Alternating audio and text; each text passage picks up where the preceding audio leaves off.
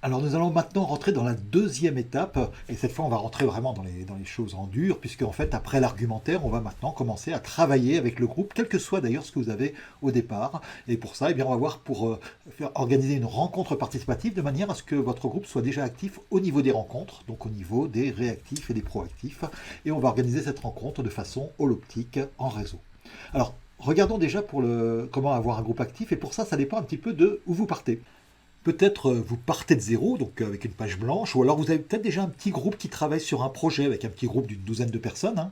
Ou alors vous avez peut-être un carnet d'adresses que vous entretenez régulièrement, mais avec des personnes que vous n'avez pas réunies, ou bien, eh bien, vous pouvez avoir déjà un groupe en étoile, un groupe panoptique, sur lequel eh bien, on va développer l'implication des membres. Alors, suivant les cas de figure, regardons un petit peu. Si vous avez déjà une communauté, eh bien, vous avez peut-être, donc, en général, plus d'une douzaine de personnes et peut-être plus de 100 membres. Alors, si ce n'est pas encore le cas, ne vous inquiétez pas, on verra dans une étape ultérieure la façon de développer effectivement ce groupe pour avoir suffisamment de personnes pour que le groupe soit durable. Mais pour l'instant, on va s'intéresser à ce que le groupe soit déjà actif. Et donc la prochaine rencontre eh bien, va avoir pour but de développer l'activité, puisque dans ce cas-là, probablement vous réunissez déjà votre communauté. Alors si vous avez un carnet d'adresses, vous n'avez pas encore réuni votre carnet d'adresses, parce qu'en fait vous leur envoyez des messages, vous leur envoyez des informations, eh bien on va organiser une première rencontre collective en invitant ce carnet d'adresses pour pouvoir avoir les choses. Alors peut-être si vous avez un petit groupe d'une douzaine de personnes ou un peu plus, eh bien peut-être vous avez un projet. Et dans ce cas-là, eh bien on va essayer de passer de un projet à plusieurs projets pour avoir une communauté de projets. Et ça peut se faire en étendant soit à d'autres territoires, mais avec le même thème. Par exemple, vous avez un Fab Lab, et puis finalement, c'est comme ça qu'on a pu lancer les Fab Labs francophones, donc sur plusieurs territoires. Ou alors, eh bien, vous avez déjà quelque chose où vous travaillez sur un territoire, et vous pouvez rajouter d'autres thèmes pour rester sur le même territoire, mais en rajoutant d'autres projets au vôtre. Mais peut-être que vous ne pouvez pas étendre simplement parce que vous avez simplement une collaboration entre un nombre de personnes qui doit rester, qui sera limitée par structure, surtout si vous êtes dans une organisation.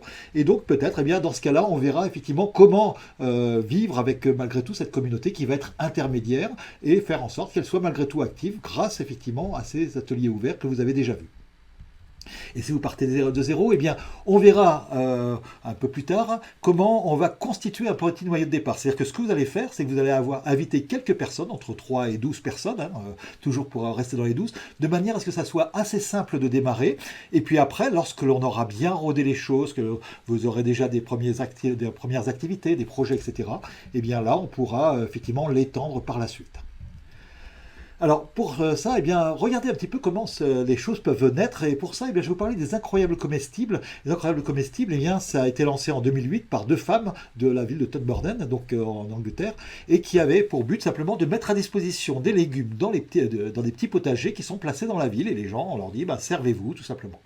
Donc elles voulaient démarrer cette idée, donc pourquoi pas, une idée nouvelle, hein, ça peut être n'importe quoi. Et bien voilà, elles se sont dit, pourquoi pas, ça peut être rigolo de faire ça. Alors elles espéraient lors d'une première rencontre dans un bar être 5 personnes, et bien elles se sont retrouvées à 60 personnes dès le départ. Et aujourd'hui, eh bien, on a plus de 700 projets dans le monde, hein, donc d'aquarium comestible. Il y en a en France, il y en a dans pas mal de pays. Et donc, eh bien, vous voyez qu'une petite chose qui est démarrée avec une petite idée, eh bien, si elle est à la bonne place et puis que vraiment elle intéresse du monde, eh bien, ça peut se développer très très facilement. Donc, on va voir effectivement comment on va démarrer avec les personnes présentes, mais pour qu'après, eh bien, on donne envie à d'autres personnes encore de vous rejoindre. Alors pour ça, eh bien, on va voir un peu comment organiser la rencontre, et puis après on verra comment inviter à votre rencontre, y compris en particulier si vous n'avez encore personne dans votre groupe, mais aussi également si vous avez déjà l'habitude de contacter des personnes de votre groupe, que ce soit en carnet d'adresse ou que ce soit en communauté, eh bien on va voir comment inviter. Mais commençons par la rencontre. Alors la rencontre participative, eh bien, son objectif, c'est de faire vivre un premier atelier ouvert aux personnes. Vous avez vécu vous-même dans un chapitre antérieur l'atelier ouvert, vous avez déjà testé ça, et vous avez pu voir que c'est pas très compliqué à faire, mais ça va changer beaucoup de choses puisqu'on va produire des ressources. Et donc, en faisant un atelier ouvert, eh bien, on est capable, lorsqu'on y participe, de pouvoir après en organiser un. Alors évidemment, ça va être très intéressant de faire vivre aux personnes que vous allez réunir, donc ça ne sera pas toute votre communauté, puisque, comme vous le savez, même si vous avez déjà une grande communauté, communauté, vous aurez peut-être 10-20% des personnes, dans le meilleur des cas, mais tout va bien. Eh bien, en faisant vivre l'atelier ouvert, ça va être des personnes qui elles-mêmes pourront faire des ateliers ouverts sur des thèmes qui les intéresseront. Et ça sera les prochaines étapes, puisque pour l'instant, on va nous-mêmes organiser de façon un peu en étoile cet atelier ouvert, mais pour permettre d'éduquer les personnes à ça. Et puis, ça va nous permettre aussi, de cette première rencontre, d'avoir un accord de principe sur le fait qu'on va fonctionner en réseau. Donc, on va voir comment on va présenter tout ça. Alors le déroulement, ça peut être 1 heure et demie simplement, donc ça peut être en ligne ou en présentiel, ça vous avez le choix maintenant. Ça s'est beaucoup développé depuis le confinement de 2020 avec des choses en ligne, et maintenant ça marche très bien. Donc on va avoir un petit démarrage de 10 minutes, on va avoir là une présentation sur comment on va fonctionner en réseau. On va tester un atelier ouvert, un premier atelier ouvert, et ensuite on va avoir une petite conclusion avec les membres pour clôturer effectivement cette première rencontre. Alors l'objectif, ça sera lors des prochaines rencontres, vous allez pouvoir aider certains des membres à organiser leur propre atelier sur des sujets qui les intéressent tout particulièrement eux, même si ça n'intéresse pas toute la communauté, mais si ça intéresse plusieurs membres, ils pourront organiser un atelier sur ce sujet-là. Et donc c'est très bien, mais ça sera dans une prochaine étape. Et plus tard, on définira aussi la raison d'être, les prochains thèmes, etc. Donc tout ça, ça sera vu dans les étapes suivantes après cette étape 2. Alors regardons un petit peu déjà le démarrage. Alors vous avez donc un chapitre sur les méthodologies de rencontres pour pouvoir voir un petit peu tout ça, mais on va faire effectivement un petit tour de table. L'objectif de ce démarrage en fait, c'est de faire en sorte que tout le monde parle de façon très courte. Alors on va essayer d'éviter d'avoir les grands monologues de chacun qui se présente, et ça peut déjà prendre toute la rencontre, ça serait un peu dommage, mais on va avoir, mais c'est bien que chacun puisse parler une première fois, puisque ça va nous permettre que ça soit plus facile pour eux après de participer, d'être plus actifs pendant la rencontre s'ils ont parlé une première fois. C'est toujours la première fois la plus difficile. Donc si on fait un petit tour, on peut faire ce qu'on appelle un brise-glace, donc un icebreaking en anglais, avec pas qu'un K mais avec un G. Et donc vous pouvez proposer soit que la personne dise son prénom et 3 mots-clés, par exemple. Alors ça peut être des mots-clés sur à peu près n'importe quoi, d'ailleurs il y a toujours des gens qui font un peu d'humour, bon pourquoi pas. Ça peut être un prénom plus une météo intérieure. Alors pour les méthodologies, je vous renvoie effectivement au chapitre sur la méthodologie des rencontres. Mais ça peut être aussi le prénom et ce qu'on attend de la communauté, mais en une phrase, de manière à éviter évidemment, encore une fois, les longs monologues, puisque si on a pas mal de participants, on voudrait quand même que ça dure pas trop longtemps, donc il faut que ça soit maximum une phrase ou un mot. Si vous avez vraiment beaucoup de monde, ça peut même être le prénom et un mot-clé, tout simplement, comme on fait d'ailleurs dans les barcamps. Alors, deuxième chose dans le démarrage, on va faire une prise de notes collective. Alors pour ça, vous allez sur framapad.org, par exemple, ou votre outil de traitement de texte en ligne préféré, Pad ou autre. Et surtout, alors si vous allez sur Framapad, choisissez une périodicité annuelle. Pourquoi? Parce qu'en fait, tous ces outils-là sont faits pour prendre des notes en général en réunion. Mais si on n'a pas le temps, si on va refaire cette réunion-là plusieurs fois, comme on va le voir de façon itérative par la suite, si on prend par exemple le mensuel ou même hebdomadaire, on ne parle pas pendant un mois, on n'écrit rien pendant un mois ou pendant une semaine, et tout s'efface, donc ça sera un petit peu dommage. Donc prenez d'abord annuel, vous allez donner le lien aux personnes. Alors rassurez-vous, vous n'allez pas avoir tout le monde qui va participer sur ce pad, mais chaque personne supplémentaire avec vous ou éventuellement un complice à vous, une personne avec laquelle vous travaillez qui va pouvoir prendre des notes, chaque personne supplémentaire, c'est quelqu'un qui va s'impliquer un petit peu plus. Donc ne vous inquiétez pas si tout le monde ne va pas sur le pad, mais chaque fois que vous avez des personnes supplémentaires, si vous en avez beaucoup, tant mieux pour vous. Et puis, demandez-leur la première chose à décrire leur prénom en haut. Alors, c'est ce que Laurent Marceau appelle une petite expérience irréversible. C'est-à-dire qu'en fait, ils vont avoir écrit simplement, ils vont se rendre compte que c'est extrêmement facile. Et après, prendre des notes, ça sera parti. C'est une expérience où quand on l'a faite une fois, on ne peut plus s'en passer. Et probablement, d'ailleurs, ils utiliseront eux-mêmes des pads pour leurs propres activités. Alors voilà, on a fait le démarrage en 10 minutes, maintenant on va avoir la présentation. Alors le principe de cette présentation, c'est qu'on veut présenter effectivement le concept des communautés de projets en réseau, mais on va le présenter comme on l'avait vu du côté des membres plutôt que de notre côté à nous en tant que facilitateurs. Et pour ça, il va falloir s'adresser à tout le monde. Donc on a déjà vu comment créer un argumentaire PSPS dans l'étape 1, pour arriver à parler à une personne en particulier. Là, on va voir aussi comment s'adresser à tout le monde. Et pour ça, il se trouve qu'il y a différents types de personnes, différents types de cognitions qui font que, eh bien, on va devoir s'adresser de façon différente pour pouvoir toucher tout le monde. C'est ce que David Kolb a appelé le Learning Style Inventory, donc 4 types, et on a des gens qui s'intéressent au pourquoi, et si vous ne leur expliquez pas pourquoi on fait ça, vous n'écoutez même plus la suite parce qu'ils ont vraiment besoin de ça. D'autres, ils ont besoin du quoi. Alors, c'est souvent, par exemple, les profs qui aiment bien expliquer aussi le quoi, mais ils sont vraiment dans... On a besoin aussi un peu de la théorie, de pourquoi ça marche comme ça, etc. D'ailleurs, vous verrez que la plupart de ces vidéos, en fait, de mes vidéos, eh bien, sont structurées de cette manière-là. Et puis après, il y en a d'autres qui ont besoin vraiment du commun. Du commun, c'est-à-dire première étape, deuxième étape, troisième étape, quatrième étape. Et enfin, eh bien, il y en a d'autres qui ont besoin de faire eux-mêmes pour pouvoir s'approprier les choses. Donc, en fait, on a tous un petit peu ces 4 styles-là, mais certains l'ont plus que d'autres, et donc on va essayer d'avoir ces 4 éléments-là, et on va les mettre dans un ordre que David J a appelé la structure MERE, M-E-R-E. Alors regardons un petit peu ce que ça donne. M comme motivation. On va voir le pourquoi. Alors prenons par exemple dans notre exemple, eh bien, on va regarder, on est tous débordés, par exemple, si le problème principal que vous avez identifié pour la plupart de vos cibles, c'est le manque de temps, hein, ou le manque de cerveau disponible. Si c'est autre chose, évidemment, vous adaptez.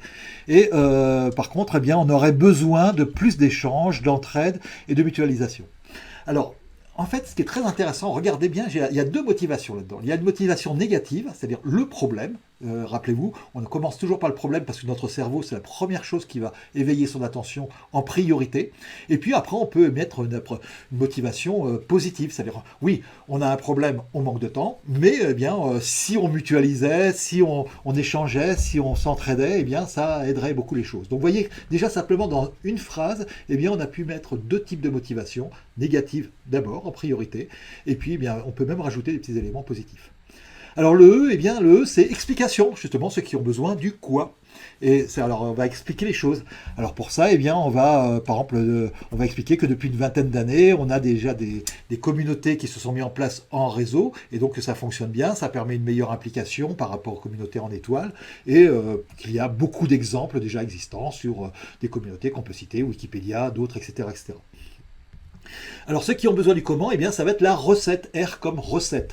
Alors cette recette, eh bien on va dire voilà, d'abord eh bien on va faire des étapes. Donc on va d'abord organiser un atelier ouvert aujourd'hui, puis après on verra comment chacun peut définir des thèmes qui l'intéressent, etc. Et puis après ensuite, eh bien, on pourra élargir le groupe. Voilà, par exemple, je propose 3 étapes. Évidemment, encore une fois, vous l'adaptez à votre besoin. Et le E, le dernier E de la structure mère, eh bien, c'est comme exercice ou engagement, c'est-à-dire pour ceux où on va pousser les gens à s'engager et à exercer. Alors, c'est à la fois important pour ceux qui ont besoin de faire, mais aussi on voudrait que les gens s'impliquent. Donc, on va leur dire, eh bien, à vous de jouer, en gros. Hein, c'est le à vous de jouer que je mets à la fin de chaque vidéo. Et donc là, eh bien, on va avoir d'accord. Est-ce que vous êtes d'accord pour essayer? Eh bien, voilà, on va essayer avec notre premier atelier ouvert aujourd'hui, par exemple. Alors, essayez de regarder ça avec une petite présentation et vous aurez les liens vers les transparents que vous pourrez réutiliser, que vous pourrez prendre comme vous voulez. J'ai mis aussi une petite vidéo dessus, mais vous pouvez aussi les transformer vous-même de manière à ce que vous vous appropriez avec le langage, etc. Mais regardons un petit peu ce que ça donne. Alors, motivation, on va partir effectivement du fait qu'on manque de temps. Pour certains d'entre vous, ce n'est pas la motivation principale, mais prenons une motivation assez commune. Donc on va partir de là, par exemple. Alors, on est tous débordés, comme on l'a vu. Alors, on aurait besoin d'entraide, d'échange et de mutualisation, et donc à condition que ça ne nous prenne que très peu de temps, parce qu'on n'a pas vraiment, à la fois on n'a pas beaucoup de temps, et en plus on voudrait en gagner. Donc vous voyez là, je suis complètement dans la motivation. Et alors maintenant, on va passer à l'explication. Alors oui, bon, c'est bien, on a des groupes en étoiles pour faire ça, mais ces groupes en étoiles, ils ont des limites. Alors vous les connaissez, hein, je passe rapidement, hein, un peu d'initiative à part le centre, peu d'échanges entre les membres, le centre est un goulot d'étranglement, et vous expliquez aux personnes, ce que je suis en train de faire là actuellement par rapport à vous, eh bien voilà pourquoi eh bien, les groupes en étoiles ne suffisent pas, les groupes habituels tels qu'on les fait. Et donc on va avoir une solution nouvelle, c'est mettre en réseau des personnes, des projets et des ateliers au sein d'une communauté. Alors encore une fois, vous voyez que plutôt que de parler de communauté de projets en réseau, qui est le terme vu de la communauté pour vous facilitateurs, eh bien là on va parler des personnes, et donc on va parler d'une mise en réseau des personnes, des projets, des ateliers. Et j'ai utilisé à la fois le mot projet et le mot atelier, parce que le mot projet peut faire peur à des personnes qui ont une culture projet et qui savent qu'un projet, ça peut être très très compliqué à mettre en place. Un atelier, ça peut être plus ponctuel, ça peut être quelque chose de beaucoup plus facile à mettre en œuvre.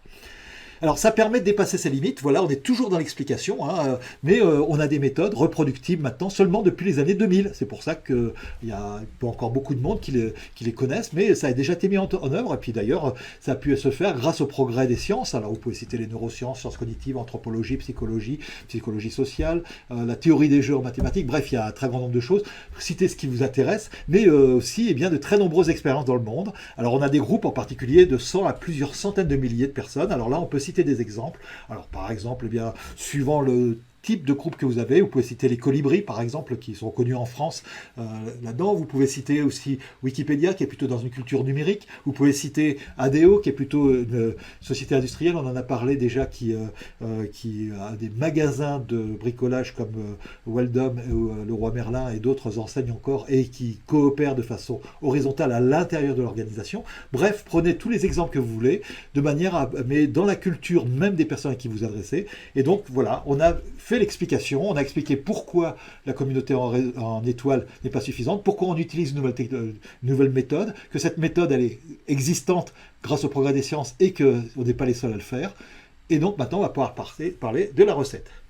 Et on va voir comment, et la recette, ça va être, ben voilà, on va faire un atelier ouvert ensemble dans cette première rencontre, et on va voir comment on va gagner du temps avec cette méthode d'atelier ouvert au sein des groupes.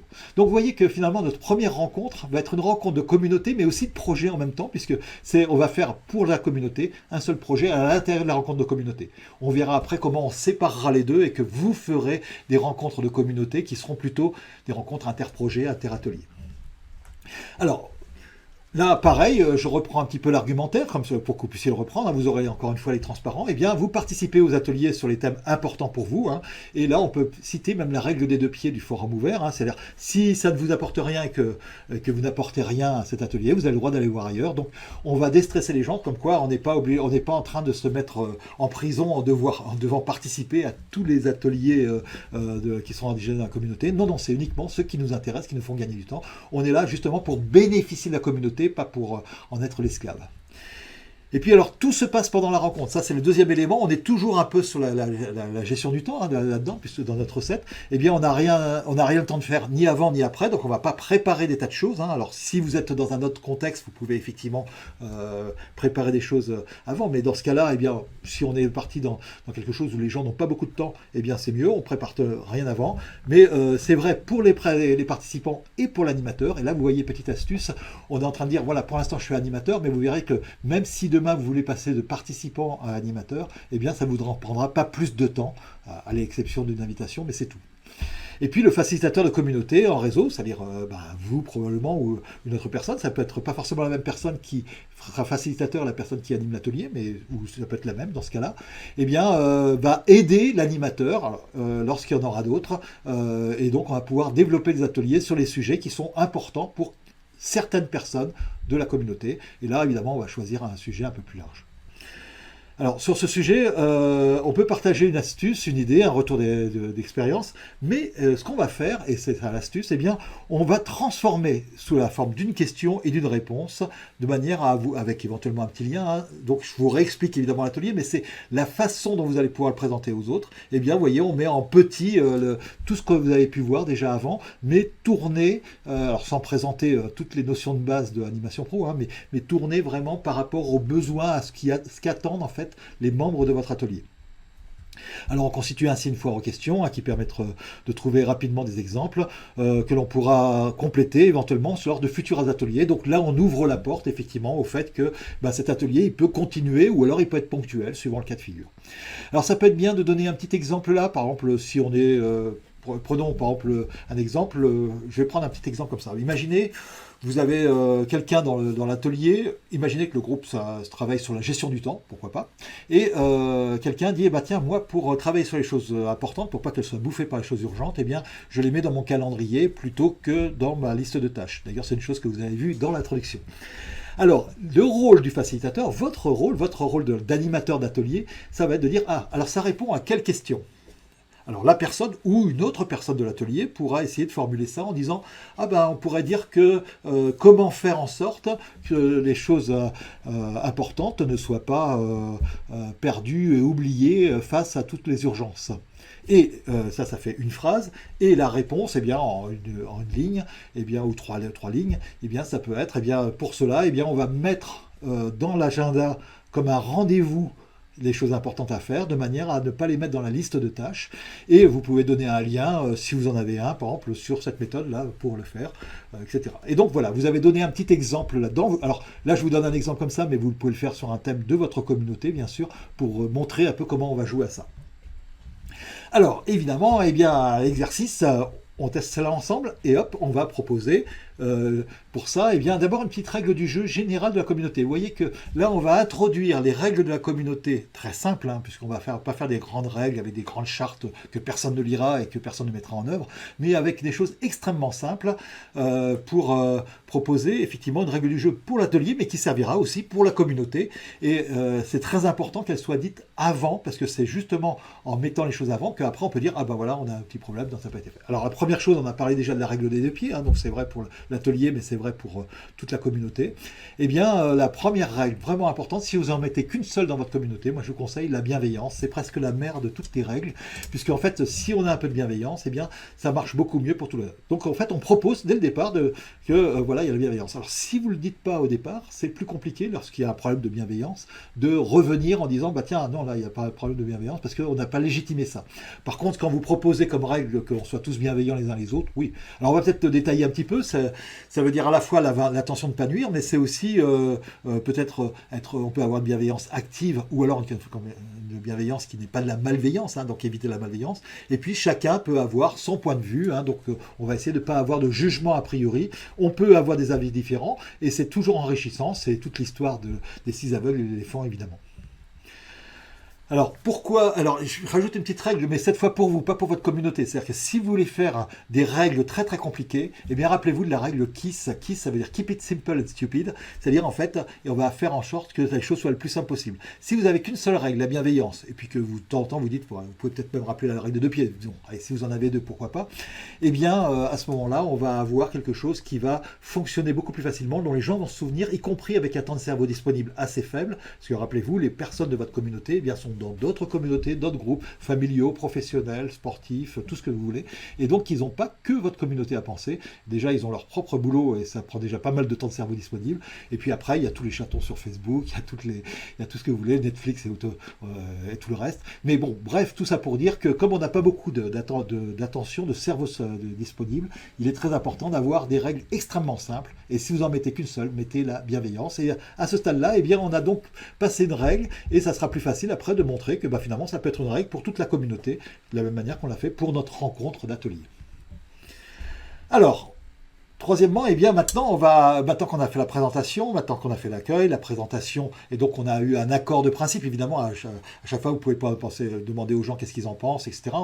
Vous pouvez avoir des petits éléments. Alors, on n'est pas encore dans comment fonctionnent les outils de la communauté, donc on en reparlera effectivement dans une étape ultérieure. Donc à ce stade-là, si les gens vous proposent plein de choses avec plein d'outils pour faire ça, pour faire ci, pour faire ça, vous allez dire bon, on va commencer déjà par un petit atelier en rencontre tout simplement, et puis après on va voir tout ce qu'on mettra en place dans les prochaines étapes. Alors notre atelier ouvert, eh bien lui, eh bien, vous savez maintenant animer un atelier ouvert puisque vous avez participé déjà, vous avez été exposé, que ce soit avec votre groupe de pairs, avec d'autres personnes, comme vous le vouliez, pourquoi pas votre famille, pour faire l'atelier ouvert. Et donc le sujet, eh bien, c'est celui que vous avez envoyé en invitation. Donc vous avez peut-être invité sur un sujet, ou alors qui concerne le plus grand nombre, ou alors si vous pouvez aussi décider de choisir le thème avec les personnes présentes. C'est-à-dire que si vous pensez qu'il y a beaucoup de thèmes intéressants, mais que ça va dépendre un peu des personnes présentes, parce que si c'est plutôt les uns ou plutôt les autres, eh bien vous allez avoir des thèmes différents. Vous pouvez très bien choisir au moment, pas prendre trop de temps, mais choisir un thème pour commencer votre premier atelier qui intéresse non plus toute la communauté, mais au moins tous les présents de la communauté à votre rencontre. Et surtout, eh bien, cet atelier il a pour but de produire votre première ressource pour montrer aux personnes que l'on crée le maximum de valeur en n'ayant rien avant, rien après, en 1 heure de production ensemble, en utilisant l'intelligence collective, la mutualisation des expériences, des connaissances, etc. Et donc cette ressource, elle va être extrêmement importante. Vous allez avoir ça sur le pad et puis après on fera un petit copier-coller pour produire une ressource propre parce que c'est votre premier trésor. C'est comme ça que vous allez montrer à vos membres que finalement, eh bien, ils vont gagner plus de temps que ça va de leur prendre quand ils viennent à une rencontre d'un atelier ou une rencontre de la communauté. Alors, il nous reste la conclusion. Et la conclusion, alors là j'ai mis 15 minutes parce qu'on va prendre un petit peu le temps d'avoir les feedbacks de chacun, etc. Donc on va parler des prochaines étapes. Alors on proposera un autre atelier. L'étape 3, ça sera autour d'un atelier comme celui-ci, mais on verra qu'en plus, eh bien, on va commencer à identifier les thèmes qui intéressent les personnes. Mais on va annoncer une prochaine rencontre, tout simplement. Et puis on va commencer peut-être à discuter des thèmes qui seraient utiles déjà juste pour avoir des petites choses, mais sans y passer trop de temps. Pourquoi? Parce qu'on va aussi avoir nos rapports d'étonnement. Et donc on va demander à chacun de pouvoir s'exprimer un petit peu, le rapport d'étonnement. Et là c'est bien parce que vous avez à la fois les éléments d'une météo, mais aussi les éléments sur le fond, sur la forme. Et donc vous aurez beaucoup de retours là-dessous. Donc c'est très intéressant d'avoir ce petit rapport d'étonnement pour que tout le monde parle au moins encore une fois à la fin. Alors voilà, là on a organisé la rencontre, on a vu comment elle s'organisait, mais pour ça il va falloir inviter les personnes. Alors comment on va faire? Eh bien, vous allez inviter à cette première ou alors cette nouvelle rencontre, à cette rencontre participative. Et pour ça, eh bien, d'abord, on va inviter tout le groupe. Alors, qu'il soit petit ou grand, que vous ayez un carnet d'adresses actuellement sur lequel vous voulez inviter toute la communauté, vous invitez les personnes qu'il y a. Alors, si vous avez beaucoup de monde, ça marche. Si vous n'avez pas beaucoup de monde, même si vous avez 2-3 personnes, simplement, enfin, vous êtes 3 avec vous, eh bien, c'est pas grave, faites-le. Vous allez voir que ça marche quand même. Et on produit quand même énormément de valeur. On pourra même le faire à 2, hein, donc pourquoi pas, mais bon, au moins à 3. Et puis, si vous êtes plusieurs dizaines, eh bien, tant mieux, ça marchera aussi. Et alors, vous allez pouvoir l'envoyer au carnet d'adresse à qui vous envoyez d'habitude des informations. Et bien, au lieu d'avoir des informations ou même peut-être une newsletter assez longue, et bien là, vous allez envoyer un message extrêmement court sur lequel il n'y aura que l'invitation. Et là, j'insiste bien parce qu'en fait, on veut que les personnes qui sont observatrices, eh bien, puissent à un moment donné, puissent devenir réactives. Et donc, on va préparer cet aspect de l'envoi d'invitation.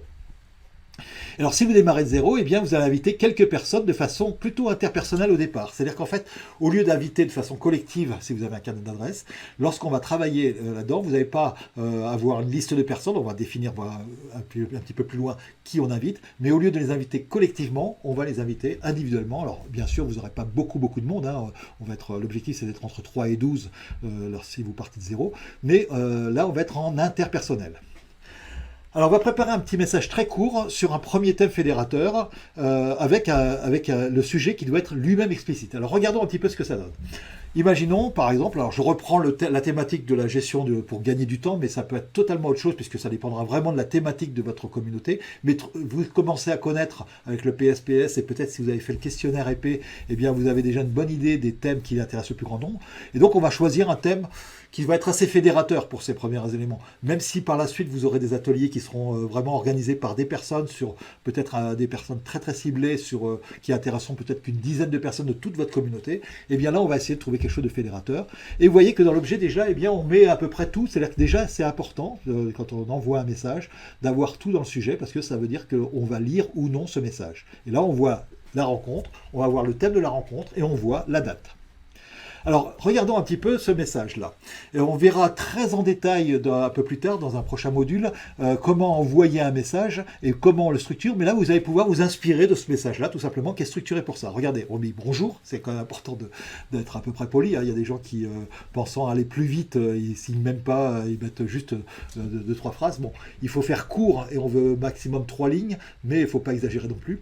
La règle importante, c'est que toute personne qui lit des messages, que ça soit d'ailleurs sur des messages de réseaux sociaux ou de mails ou autres, eh bien, applique une règle sans le savoir, c'est la règle des 2 minutes. La règle des 2 minutes, ça veut dire que si jamais je pense que ce que je vais lire, je peux le traiter en moins de 2 minutes, à ce moment-là, je le lis tout de suite. Sinon, soit je suis très motivé et je le lis, mais soit sinon je le lis demain, et donc demain ça veut dire jamais évidemment, et donc en fait je ne vais pas le traiter, ou je vais les perdre, et puis je vais même me stresser parce que je vais avoir plein de messages que je n'aurais pas lus. Et donc finalement c'est très important d'avoir un message court, parce qu'en fait que l'on fasse par mail, et on en a parlé quand on était dans l'envoi d'invitation, ou par autre chose, eh bien le principal c'est qu'on soit dans la règle de 2 minutes, donc il faut que ça soit lu en moins de 2 minutes. Alors nos 3 lignes c'est quoi? Nous vous proposons d'échanger sur les méthodes et les bonnes pratiques qui nous font gagner du temps, donc là on a le thème que l'on a, hein, là-dedans, le mardi 15 à 16h, donc là, la date et l'heure, hein, là-dedans. Même si vous avez fait un autre mail où vous avez déjà parlé de ça, n'oubliez pas que les gens ne vont pas forcément chercher dans tous leurs mails pour retrouver toutes les informations. Tout doit être dans cette information. Alors, soit vous mettez l'adresse physique, soit vous mettez le lien si c'est une visio. Hein.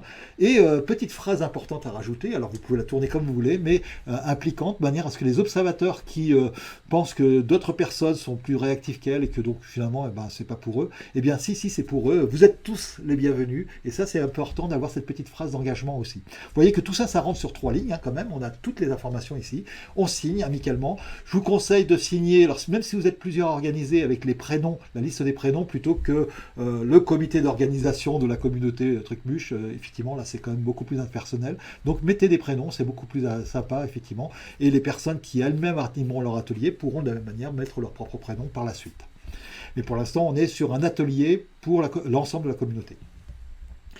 Alors, éventuellement, si jamais vous voulez absolument avoir certaines personnes, parce que vous avez déjà pas mal de monde, vous avez invité votre carnet d'adresse ou votre communauté, mais vous êtes sûr de vouloir ça, eh bien avec quelques personnes, vous pouvez faire un sondage de date avec par exemple le framadat.org ou Doodle, qui est un autre outil moins libre, mais qui a l'avantage de travailler, de permettre les décalages horaires, donc si vous êtes sur plusieurs fuseaux horaires, sinon vous pouvez prendre Framadat, eh bien ça permet de prendre un petit sondage de date, comme vous l'avez déjà fait probablement déjà dans le cadre de l'animation pro, pour arriver à trouver une date ensemble facilement, et ça vous pouvez le faire avec un petit noyau si vous voulez vraiment les avoir. Mais c'est pas forcément obligatoire. Si vous n'avez pas beaucoup de monde, ou alors si vous dites, tiens, on verra bien qui vient, et puis sur cette première réunion, eh bien vous pouvez simplement inviter tout le monde directement en choisissant la date vous-même.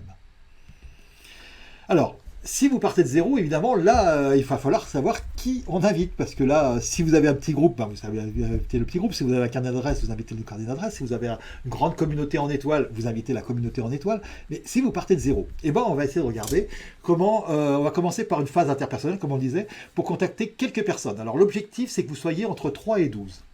Alors, rappelez-vous, quand on avait travaillé dans l'étape 1, on avait travaillé sur les différents types de personnes, les différentes cibles. Et donc, vous allez établir une liste de personnes en ayant, si possible, au moins une par profil. Même si vous avez des profils minoritaires, ça peut être bien que vous ayez quand même le plus possible de vos profils minoritaires de manière à avoir cette diversité. Alors, si vous avez une liste même d'une dizaine, d'une douzaine de personnes, c'est tant mieux pour vous, et que pour une cible particulière, vous avez pensé à quelqu'un, si jamais il vous dit non, préparez un plan B, vous avez peut-être une deuxième personne à contacter, pourquoi pas.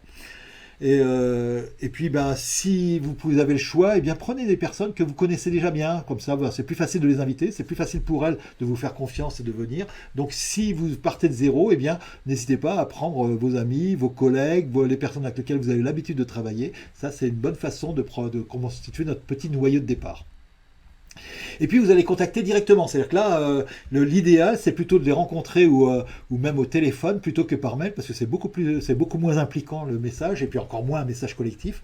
Et donc vous allez pouvoir utiliser le PSPS adapté, puisque vous avez votre PSPS pour les différentes cibles.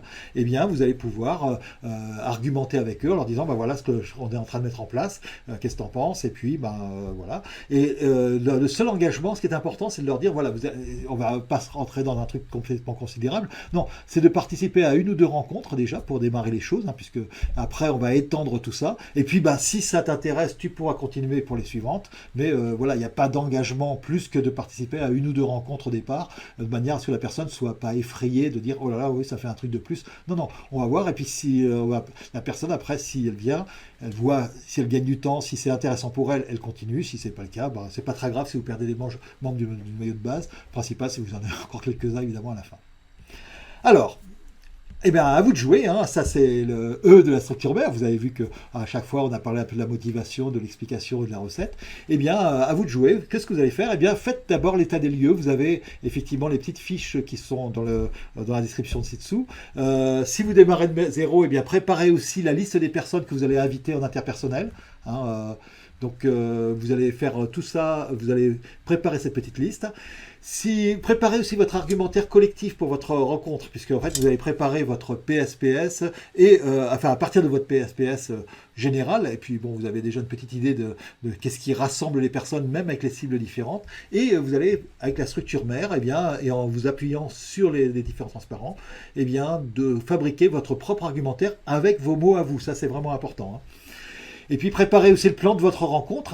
Maintenant vous savez faire un atelier, on va avoir, donc on l'a vu déjà, 4 grandes parties, mais de manière à pouvoir préparer ça. Vous allez mettre tout ça dans votre petit pad de stratégie, de manière à ce que l'on puisse le valider ensemble lors des prochaines sessions de suivi.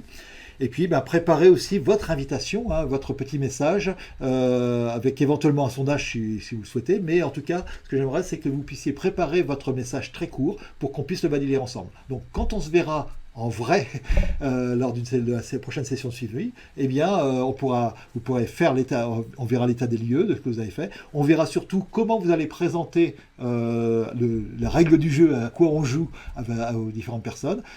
Pour l'atelier, maintenant, vous commencez à savoir le faire. On pourra évidemment parler des petites questions que vous aurez. Et puis, on va valider également votre invitation pour être sûr qu'elle soit la plus efficace possible.